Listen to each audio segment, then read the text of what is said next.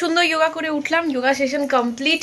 আর আজকেও আমার দাঁড়ান আজকে আমার দেখতে পাচ্ছেন আগের দিনেরগুলো তো শুকিয়ে গেছে, এই আজকে ঠাকুরের পুজো করার পর তুলে নিয়ে এসেছি ফুলগুলো। তো এইগুলো আজকে শুকাবে, শুকিয়ে বেশ অনেকটা পরিমাণ আমার এই জিনিসটা চাই, তারপরে ওই সলিউশনটা বানাবো, তেল বানাবো না। আজকে না পূজার বাড়িতে পুজো আছে, ওদের উপর দিয়ে অনেক মানে ইয়ে যাচ্ছিলো আর কি, প্রবলেম যাচ্ছিলো। তো অনেকদিন ধরে আমরাই বলছিলাম যে একটা সত্যনারায়ণ দাও, সত্যনারায়ণ দাও। তো সেরকম কিছু বড় করে কিছু না, পুজো করবে, ঠাকুরকে ভোগ টোগ দেবে। তো হয়তো ঠাকুরের ভোগে খিচুড়ি টিচুড়ি থাকবে, তো আমরা দুপুরবেলা ওখানেই খেয়ে নেবো আজকে। আমরা বলতে আমি নদী, মিস্টার মুখার্জি চলে আসছে আজকে, ও দুপুর 2টোর মধ্যে 2:30টার মধ্যে ঢুকে যাবে এখানে।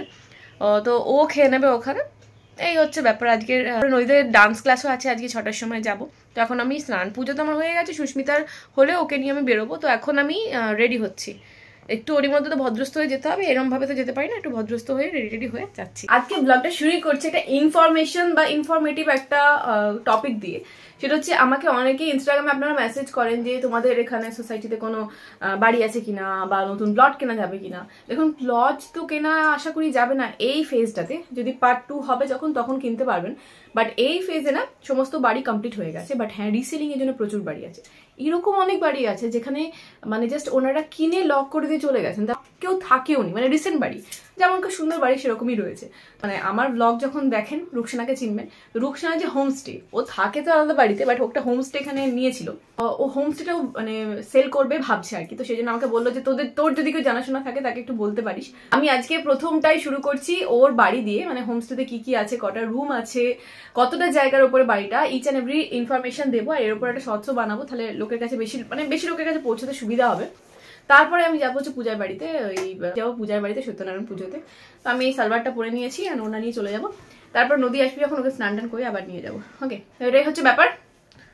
বাইরে প্রচন্ড রোদ, আমি এত বড় সানগ্লাসটা পরে নিই, এটা অনেকদিন পরিনি, জানি আমার মুখে মানায় না, তবুও পড়েছি। চলুন ওখানে গিয়ে দেখা হচ্ছে, আগে বাইরে ইনফরমেশন দেবো, তারপরে আপনার সাথে কথা বলবো। প্রচন্ড রোদ বাইরে দেখাচ্ছে, এটা কি চরম রোদটা উঠেছে দেখুন। এইটা হলো রুকসানার হোমস্টে।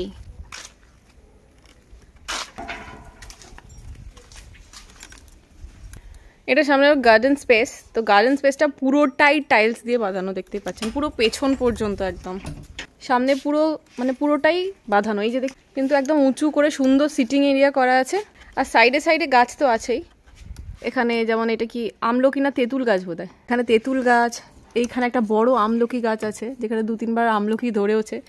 এখানে বাতাবি লেবুর গাছ, এখানে চেরি, ওইদিকে নিম গাছ, জাম গাছ রয়েছে 2টো বড় বড়। এখানে দেখুন কি সুন্দর তেঁতুলের মুকুল এসেছে। এইটা একটা চেরি গাছ যেখানে চেরিও হয়ে আছে, এই দেখুন। আর এইটা হলো সবেদা গাছ, প্রচুর সবেদা ধরেও আছে। এখানে আমের মুকুল ধরে আছে, আম গাছে প্রচুর আম হয় এই গাছটাতে ইনফ্যাক্ট। এখানে একটা জাম গাছ আছে, সুন্দরভাবে সিটিং অ্যারেঞ্জমেন্ট করা আছে, কারণ এটা পুরোপুরি গ্রাস দিয়ে একটা মানে গ্রাসের কার্পেট পেতে দেওয়া আছে। এখানে যোগা বলুন, তারপরে সকালে মর্নিং মানে কেউ যদি টেবিল রেখে চাটা খাওয়ার জন্য একটা সুন্দর জায়গা। এবারে দেখাই এই জায়গাটা, এটা হচ্ছে ফিশিং করার জন্য। মোটামুটি 10 ফিটের বোধহয় ডিপে এইটা করা হয়েছে, 10 ফিট ডিপ তো আছেই আরামসে। এখানে প্রচুর মাছ ছাড়া আছে। এখানে দেখুন, এখানে ছোট্ট সিটিং অ্যারেঞ্জমেন্ট আছে ফিশিং করার জন্য, উপরে ফ্যান লাইট থেকে শুরু করে এখানে ছিপ টিপ সব কিছুই রাখা আছে। এখান থেকে আপনারা দেখে থাকবেন অনেকবার যে আমরা এখান থেকে অনেকবার বসে এখানে ছিপ ফেলে 2-3, আমি তো তুলতে পারিনি, বাট রুকসানা তুলেছিল। এই জায়গাটা দেখলেন, এরপরে দেখায় পেছনের জায়গাটা। এই যে এইটা হচ্ছে, এখানে আপনারা সবজি এত সুন্দরভাবে অ্যারেঞ্জমেন্ট করা আছে, এটা দেখুন। এখানে সুন্দর মাটি ফেলা আছে, এখানে সমস্ত চাষ হয়েছে, এই যে ফুলকপি, বাঁধাকপি, কারি পাতার গাছ আছে, ঝিঙে, শশা থেকে আরম্ভ করে বেগুন সব কিছু। এই পুরো জায়গাটা টমেটো গাছ, সুন্দর লতি লাউ গাছ, কুমড়ো সব উঠেছে। আর এইদিকেও একটা বিশাল বড় আম গাছ আছে। আগের বারে এবছরই প্রচুর পাট শাক হয়েছিল, রুকসানা প্রচুর পাট শাক লাগিয়েছিল এখানটাতে, যাতে ছাগল বা কোনো কিছু না ঢুকে মুখ দিতে পারে, ওই জন্য এই ব্যবস্থাটা করা হয়েছে। এটা হচ্ছে ব্যাক সাইড ডোর, ঠিক আছে, যেটা আপনার কিচেনের সাইড থেকে আসে, পেছনের দিকে দরজা। এরকম একটা বাসন মাজার জন্য ইউটিলিটি এরিয়া করা আছে পেছনের দিকে। বাইরের এঁঠো বাসনগুলো ঘরের ভেতর মাজতে হবে না, বাইরে এসে সুন্দরভাবে যেরকম বাড়িতে হয়ে থাকে, তো সেরকমই আছে। এরকম পেছনের জায়গাতে একটা বিশাল বড় আম গাছ, পরপর 2-2টো আম, 3-3টে আম গাছ আছে। ওই কর্নারে একটা, এখানে একটা, আর এই যে এইদিকে একটা। কতটা স্পেসিয়াস, কতটা এয়ারি সেটা তো দেখতেই পাচ্ছেন, আর নতুন করে কিছু বলার নেই। আর এটাকে পরে আপনারা ফিশিং জোন থেকে আপনারা নর্মালি সুইমিং পুলেও কনভার্ট করে নিতে পারে, যারা কেউ যদি চায় আর কি সুইমিং পুল করতে। এখানে প্রচুর জায়গা আছে, চেঞ্জিং রুম থেকে শুরু করে আরও অনেক কিছু করা যাবে, নিজেদের পছন্দ মতো বানিয়ে নেওয়া যাবে জায়গাটাকে। এবারে ভেতরে চলুন, ভেতরটা দেখাই। এইটা হচ্ছে মেন এন্ট্রান্স। মেন এন্ট্রান্স থেকে ঢুকেই এটা হচ্ছে ডাইনিং এরিয়া, আর এটা হচ্ছে ড্রয়িং এরিয়া। এখানে একটা সুন্দর সোফা কাম বেড আছে, এখানে বসা শোয়া দুটোই যাবে। এদিকে একটা ফ্রিজ আছে, এদিকে একটা ছোট সাইড টেবিল আছে, আর এখানে কার্টেন সরিয়ে একটা সুন্দর, মানে গরমকালের দিনে তো আপনারা এটাকে পুরো জাস্ট মানে কাঁচ ফাঁচ খুলে হাওয়াটা এনজয় করবেন, আর শীতকালে লাইট সব কিছুই আসে। ওপরে সুন্দর ফল সিলিংও করা আছে, দেখুন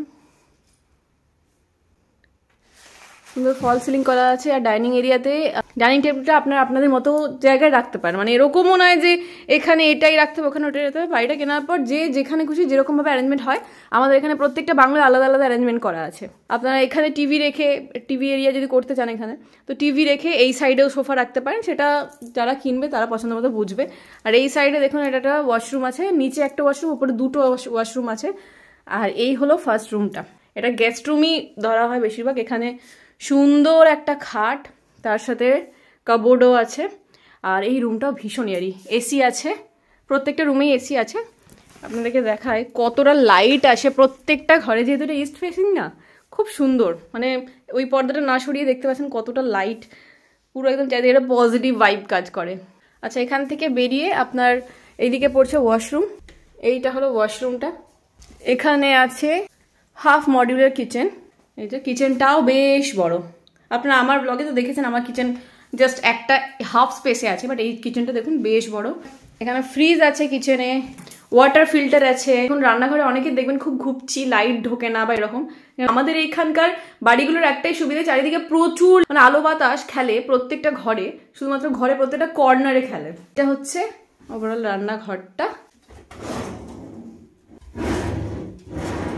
বেসিন এরিয়া আছে এখানে, মানে এখানে ডাইনিং টেবিলে খাওয়ার পর এখানে হাত ধোয়ার একটা স্পেস আছে, বাট এর নিচেও অনেকটা স্পেস আছে, যেখানে এটাকে আপনারা store room kind of use করতে পারেন। এটা এই স্পেসটাকে না অনেকে অনেক রকমভাবে ইউজ করতে পারেন।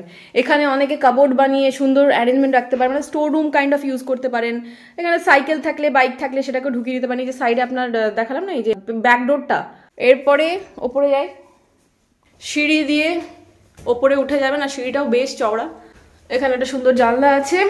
আচ্ছা, ওপরে দেখায়, ওপরে একটা সুন্দর ডাইনিং স্পেস পাচ্ছেন। এখানেও আপনারা টিভি অ্যারেঞ্জমেন্ট করতে পারেন, খাওয়ার অ্যারেঞ্জমেন্ট, বা এখানে জিমের অনেক আইটেম, ট্রেডমিল আছে, সেগুলো রাখতে পারেন এই জায়গাটায়। আর এইখানে রয়েছে পেছন দিকে, আগে দেখে পেছন দিকে একটা বালকানি রয়েছে, যেখানে এটাকে ঘিরে আপনারা ওয়াশিং মেশিনও রাখতে পারেন বা যা খুশি করতে পারেন। এই স্পেসটাকে এমনি নর্মালি ইউটিলাইজ করতে পারেন। এখানে প্লান্ট রেখে সুন্দরভাবে ডেকোরেশন করতে পারেন। তারপরেই দেখাচ্ছি এই জায়গাটা। এইটা অ্যাকচুয়ালি একটা বিশাল বড় ব্যালকনি ছিল। এই ব্যালকনিটাকে ও একটা ছোট্ট মতো সুন্দর করে একটা অফিস এরিয়া বানিয়ে নিয়েছে, ঠাকুরঘর হিসেবে ইউজ করতে পারেন, বা বাচ্চাদের পড়াশোনার জায়গা, এমনি গল্প গুজবের জায়গা, বা স্টোর রুম টাইপের কিছু ইম্পর্টেন্ট জিনিস রাখতে পারেন, অনেক রকমভাবে ইউজ করতে পারেন। আর ব্যালকনি স্পেসটা কমিয়ে দিয়ে এইটা হচ্ছে মেন ব্যালকনি।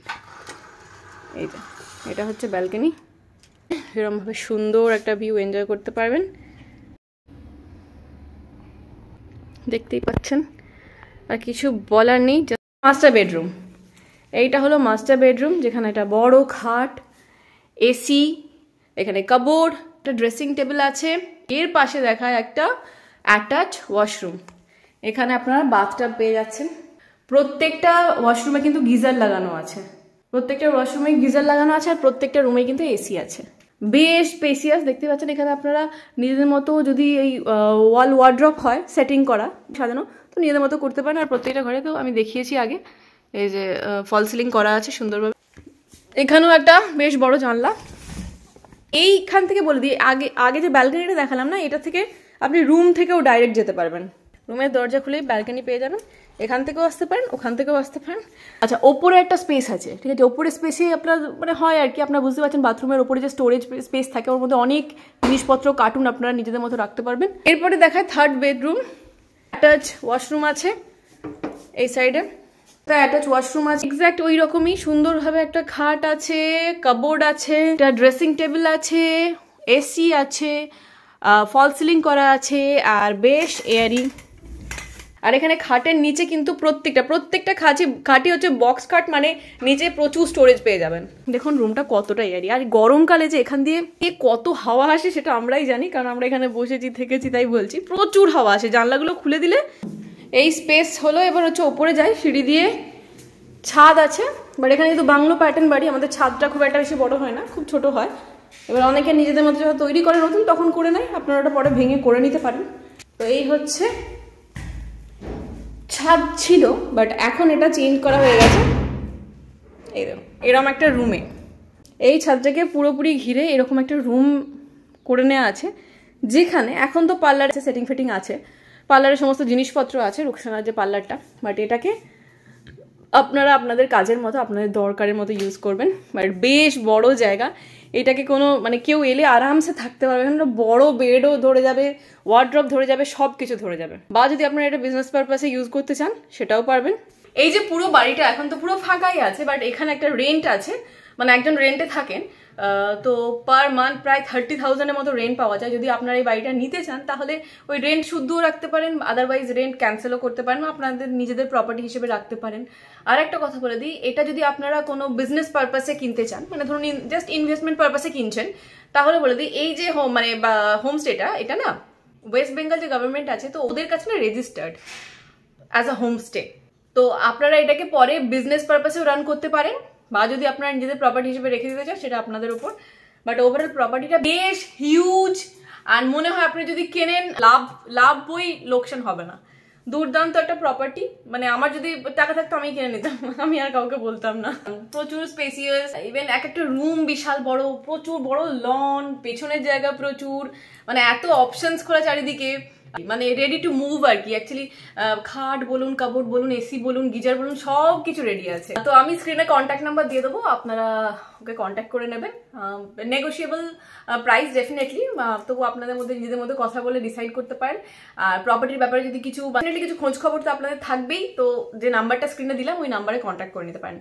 দুর্দান্ত একটা প্রপার্টি।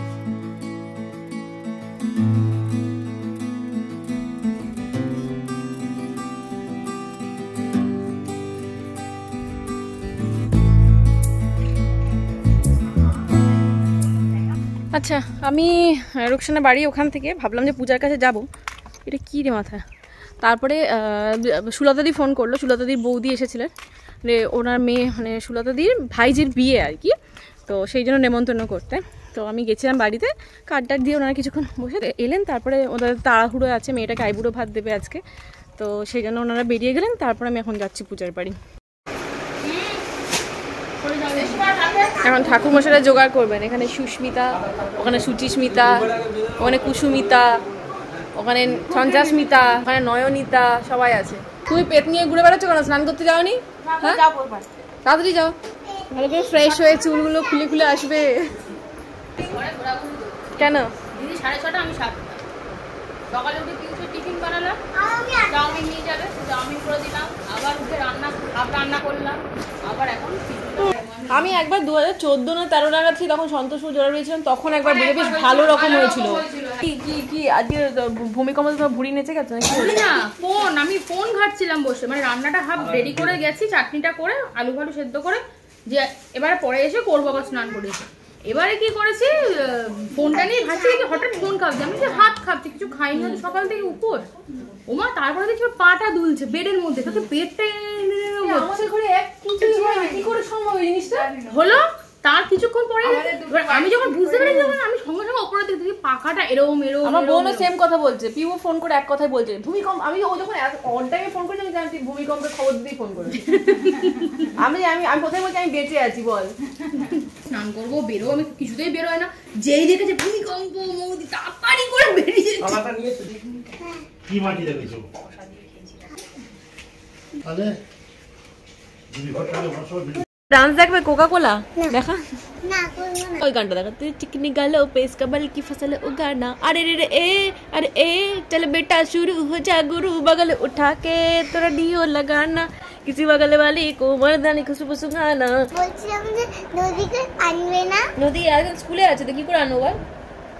কি করে? উগে উগে উগে উগে উগে উগে আনকে পাবো। তুই আজকে কেন সালবার পরেছিস বল? আজকে পুজো বলে। আজকে পুজোর দিনে কেন পড়তে হয়? এথনিক পড়তে হয় পুজোর দিনে, ওই জন্য পড়েছো? তুমি নাদা নাদা করে পড়েছো? পুজোর দিনে লিপস্টিকও পরতে হয়। পুজোর দিনে লিপস্টিকও পরতে হয়? তোমার লিপস্টিক পরেছো? সকালবেলা উঠে মেকআপ করেছো? ভালো লেগেছে মেকআপ করে? Very good. এখন খেয়ে দিয়ে ঘুমিয়ে পড়ো। নদীকে কখন আনবে? নদীকে আনো, নদীকে তো নিয়ে খেলবো। কি করে আনবো? না স্কুল থেকে এলে, স্কুল থেকে আসবে তারপরে আনবো।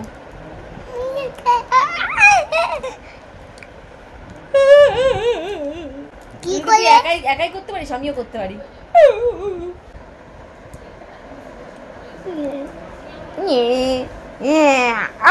সুস্মিতা, তুমি কি আজকে থেকে ইন্টেরিয়র ডেকোরেশনের ব্যাপার স্যাপার নিচ্ছ? দেখ, শ্যাক শ্যাক অলমোস্ট সমস্ত জোগাড় কমপ্লিট। পূজার দুধের কি করবে এটা নিয়ে? শক্ত হয়ে গেছে, একটু জলে দিতে বলছি। ওটা কি সিন্নি তো দেবে? সবাই সিন্নির জন্য অভিষেক দেওয়া বলে রেখেছে সিন্নির জন্য। আমি খিচুড়ি। খিচুড়িও আছে। হ্যাঁ, আমি বলেছি ও বেলায় ফিরবে না, যখনই ফিরবে এসে খেয়ে যাবে। আর এই ঘরে আড্ডা চলছে, সুস্মিতা, সৌম্য অ্যান্ড এদিকে Pihu. I was trying to give the wrong finger, but I like this. হ্যাঁ বলো, কি বলছিলে? No skill. আচ্ছা, আমি বাড়ি চলে এসেছি, মা বাবাকে খেতে দিয়ে দিয়েছি, দিয়ে আর নদীর জন্য ওয়েট করছি। ও আসবে, ওকে স্নানটা করে নিয়ে তারপর নিয়ে যাবো। আর ও পূজার বাড়িতেই খাবে, খিচুড়ি অন্ত প্রাণ ওর, আজকে খিচুড়ি হয়েছে, তো ও খাবে। তারপরে আমরা আস্তে আস্তে খাওয়া দাওয়া করে বিকেলের মধ্যে আসবো। মিস্টার মুখার্জি যখন পৌঁছাবে, তারপরে বলতে বলতেই নদী চলে এসেছে। নদীকে একবারে ডান্স ক্লাসের ড্রেস পরিয়ে নিয়েছি, ঠিক আছে, লেগিংস অ্যান্ড টপ আর সোয়েটারটা ব্যাগে নিয়ে নিয়েছি। ও এখান থেকে যাবে, খাবে দাবে, তারপরে সোমা ম্যাম আসবে, ওখানে পিয়ুষের সাথে পরিয়ে দেবে, তারপর ওখান থেকে আমরা ডান্স ক্লাসে বেরিয়ে যাবো। পুজো শুরু হয়ে গেছে। ইতে গন্ধপুষ্পে কুলো দেবতায় নমঃ। ইতে গন্ধপুষ্পে বংশেভ্যো নমঃ। দেবায় গো ব্রাহ্মণ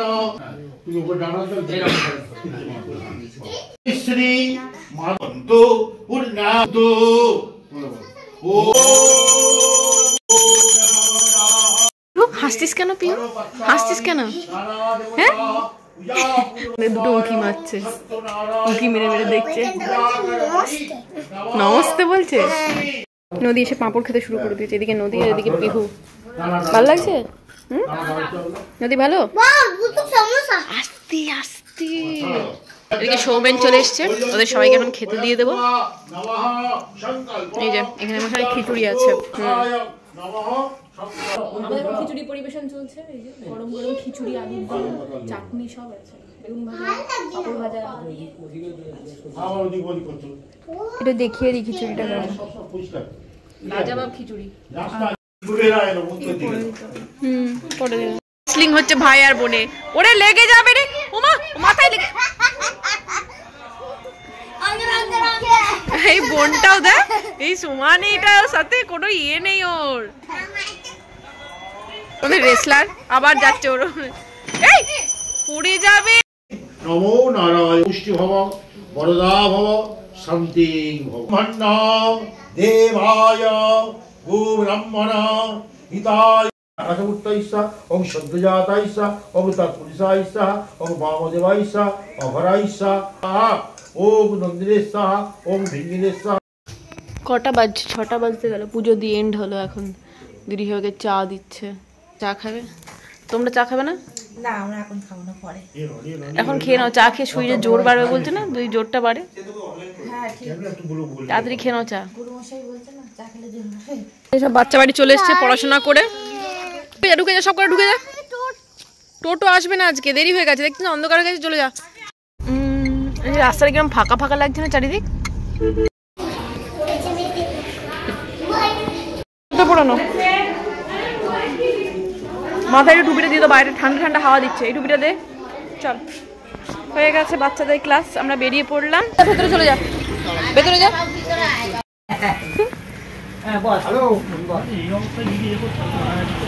বাচ্চাদের চিপস দেওয়া হয়ে গেছে আর আমরা এখানে চা খাচ্ছি, চায়ে গরম। ওকে, তো চলে এসেছি অনেকক্ষণ, তারপরে একটু এটা ওটা করছিলাম, সেটা করছিলাম, একটু খাওয়া দাওয়া করলাম, এখন বাজছে 11:15। আমাদের বেরোনোর প্ল্যান ছিল, ঠিক আছে। কালকে আমরা ঠিক করেছিলাম 10:30 11টা নাগাদ বেরোবো। ওই সুস্মিতার একটু দরকার আছে, ও তোর সামনেই দাদার বিয়ে, ও কিছু নেবে, মানে কেনাকাটা আছে, দাদার জন্যই হোক মানে দাদা বউয়ের জন্যই হোক বা যাই হোক। আর সুস্মিতা কালকে আমাদের একটা ট্রিট দেবে বলেছিল, সেই জন্য আমরা ভেবেছিলাম বেরোবো। তো এরপর ব্যাপারটা যেটা হয়েছে, হঠাৎ করে সুলতাদি রাত্রিবেলা ফোন করলো, বললো ছেলের মানে খুব মানে হসপিটালাইজড হয়েছে আর কি, কিছু প্রবলেম আছে। তো সেই জন্য সুলতাদি কালকে মেবি হয়তো আসবে, সকালের দিকে আসবে, একটু কাজ ফাজ এগিয়ে দিয়ে চলে যাবে। তো আমি ভেবেছিলাম যে কালকে আমি যদি বেরোই তাহলে সুলতাদি খেতে টেতে দিতে পারবে, বাট কালকে তো সুলতাদি মানে খেতে টেতে দিতে পারবে না। পর্যন্ত আমরা ঠিক করেছি একটু দেরি করে বেরোবো, দেরি করে হয়তো মানে মা বাবাকে খেতে দিয়ে তারপরে বেরোবো। তো দেখা যাক কতটা কি ফুলফিল হয় কি না হয়। তো 12টা নাগাদ বেরোনোর প্ল্যান আছে, দেখা যাক। নদী ঘুমিয়ে গেছে, মিস্টার মুখার্জি কাজ করছে। এই যে আপনাদের কথা স্যার আঁখো উপর বলে না, তো নেটফ্লিক্সে দিল্লি ক্রাইম অনেকেই আপনারা কমেন্ট করেছেন, দিল্লি ক্রাইম আমি চালিয়েছি, বাট সবকটা এপিসোড দেখতে পারবো না, 11টা বেজে গেছে। একটা এপিসোড দেখে ঘুমিয়ে পড়বো, কালকে আবার বাকি দেখবো। এই যে দেখতে পাচ্ছেন এই ড্রেসটা আমি বের করে রেখেছি কালকে পরে যাবো বলে, যদি যাওয়া হয় তো এটা পরেই যাবো, আর না হলে ক্যান্সেল।